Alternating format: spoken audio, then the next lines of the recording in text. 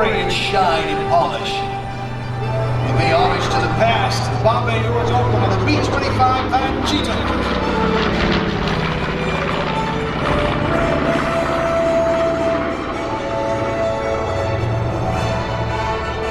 Delaware Aviation Museum, and a rare opportunity, offering the chance to experience not only you seeing it fly, but a chance to fly in it next weekend as the aircraft stays in Florida. We will tell you more about that. But right now, the story that they're telling. After the attack on Pearl Harbor, December 7, 1941, President Roosevelt ordered the military to devise a plan to attack the Japanese home islands. During the first months of World War II, the news from the Pacific was only that of defeat after defeat. The morale of the American public and the military in the Pacific was at its lowest point.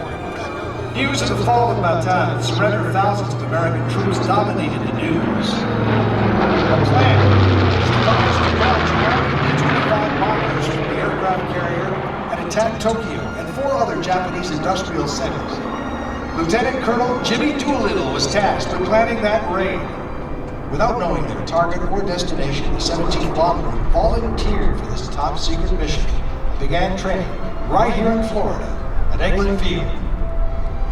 This is a tribute to those men, 16 B-25s, 80 men, 1 mission, payback for Pearl Harbor, and they got it done. You'll see some of the bomb strafing runs that were done in the B-25 as the Bombay doors open again.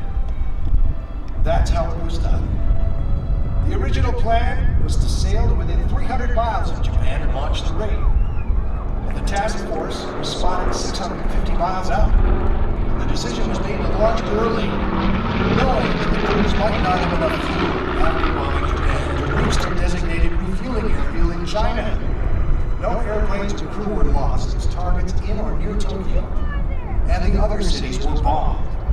One B-25 experienced excessive fuel consumption, turned north after dropping its bombs, and landed in Russia, where the crew were interned. Finding a favorable tailwind, the other 15 B-25s made it to China. But now at night and in very stormy weather, unable to find the airfield in bad weather, the crews bailed out or they ditched their aircraft. 2 men drowned after ditching. 1 died when his parachute malfunctioned, 8 were captured. 3 of these were executed by the Japanese. 1 died from severe malnutrition. 4 came home victims of torture and solitary confinement for 3.5 years. 56 raiders found themselves behind Japanese lines and occupied China. Friendly Chinese peasant farmers and militia assisted these airmen to evade the rampaging Japanese troops, who were infuriated and humiliated by American bombers bombing their capital. Japanese troops massacred an estimated 250,000 Chinese civilians in reprisal for the assistance given these young American airmen. Suddenly the headlines though across America boldly celebrated American bombers in Tokyo. Imagine the boost of morale of the American public and the military. Lieutenant Colonel Jimmy Doolittle was promoted to Brigadier General and awarded the Medal of Honor. All of the Raiders were given the Distinguished Flying Cross. For years, the Raiders held a reunion on the anniversary of the raid. They drank a toast to those that are gone, their now famous silver goblets. Panchito has had the honor of participating in those reunions.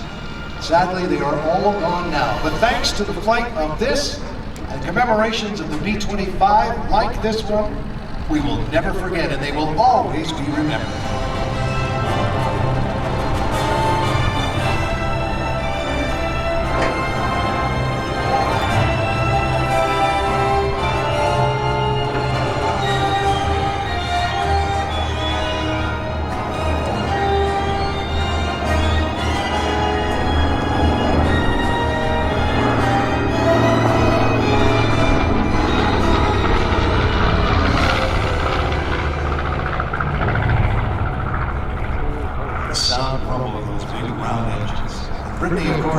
Panchito is an interesting story in itself.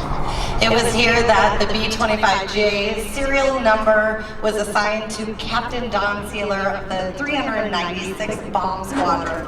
Captain Sealer named his new plane Panchito after the feisty Mexican rooster from the 1943 animated musical The Three Caballeros.